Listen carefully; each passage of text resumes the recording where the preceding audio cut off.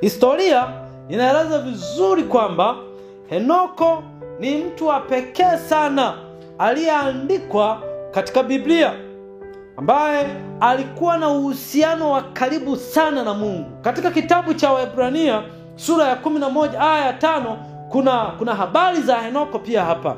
Henoko ni mfano wa maisha ya uaminifu pamoja na kutembea na Mungu katika maisha yetu yote.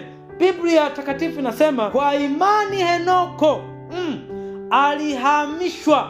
Hapa ndipo tutakapopata sababu ya kuhamishwa kwake. Alihamishwa asije akaona mauti, wala hakuonekana, kwa sababu Mungu alimuhamisha. Maana kabla ya kuhamishwa kwake alikuwa ameshuhudiwa kwamba amempendeza Mungu. Alikuwa ameshuhudiwa ya kwamba amempendeza nani? Mungu. Na Biblia inaeleza vizuri kwenye kitabu cha Waebrania sura ya 11 aya ya 6, lakini pasipo imani haiwezekani kumpendeza, kwa maana mtu amwendeaye Mungu lazima aamini kwamba yeye yuko, na kwamba huwapa thawabu wale wamtafutao. Kwa hiyo Henoko anahamishwa kwa sababu alikuwa ameshuhudiwa ya kwamba amempendeza Mungu. Amempendezaje? Alikuwa na imani kwa Mungu. Na ndio maana Waebrania 11 aya 5 wanasema kwa imani wale wote watakaohamishwa katika dunia hii ni wale walio na imani.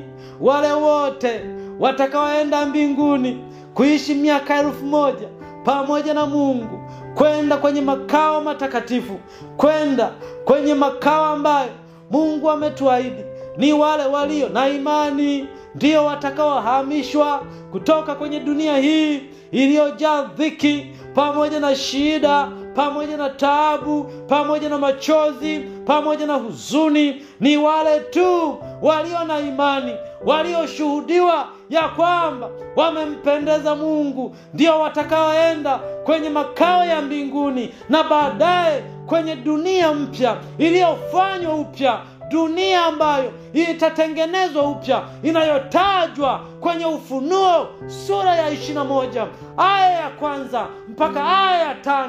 Ndio watakaoenda mahali ambapo hakutakuwa na dhiki, mahali ambapo hakutakuwa na maombolezo, mahali ambapo hakutakuwa na magonjwa, mahali ambapo hakutakuwa na misiba. Ni wale tu walio na imani, wale ambao wameshuhudiwa ya kwamba wamempendeza Mungu.